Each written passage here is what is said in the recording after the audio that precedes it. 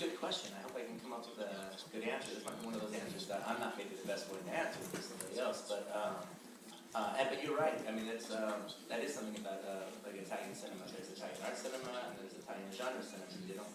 They rarely cross. But I love crossing. That's what I live for.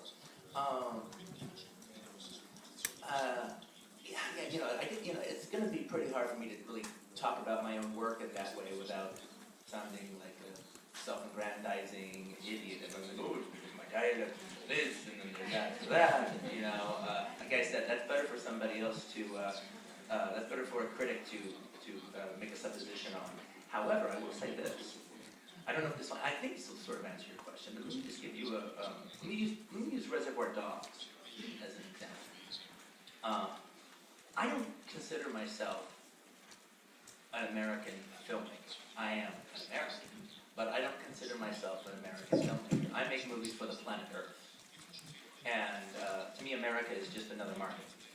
And the thing about it is, in the case of, say, Reservoir Dogs, that's a gangster film. That's you guys in a robbery. Now, from growing up, I'm very, very influenced by all cinema. I'm influenced from cinema all over the world. I grew up watching B movies and exploitation movies, and I loved them. But that wasn't the only things I saw. I saw all kinds of films. I saw everything, and I saw Italian crime movies, and I saw Yakuza movies, and I saw Triad movies. And the thing about it is, and I was influenced by the movies of Fernando de Reyes. I was also in Japan. I was influenced by the Yakuza films of Kinji Fukasaku. All right, I was influenced by the Triad films. I was influenced by the gangster films of Jean-Pierre Melville. And so when you look at something like Reservoir Dogs, all those influences are there. They're all there with their story. I'm not bending over backwards trying to put trench coats on everybody so they look like Jean-Pierre Melville.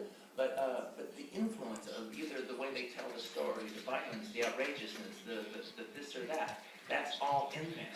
And so, hopefully, in somebody in America who's never heard of Fernando de Reyes, they don't need to. They see the movie, if anything, they probably think it seems like Goodfellas or something. All right? But you can watch it and go, oh, this could be a Fernando de Reyes. Franco Nero could be starring in this, or Luke Miranda could be starring in this.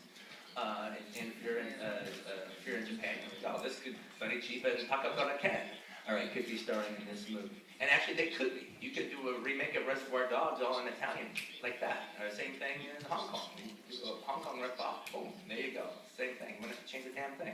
So just maybe a couple cultural references. But I think because I just, like a vacuum cleaner, has just sucked in all these influences since I was a child. When I go and do my genre takes, it's not the Hollywood take on it. It's not even the American take on it. And a lot of this is just subliminal from me. But it is all this stuff that I've taken in that starts finding its way into the material. And that's why I think audiences outside of America can not only respond, but respond in their own specific, definitive way that is yours or theirs.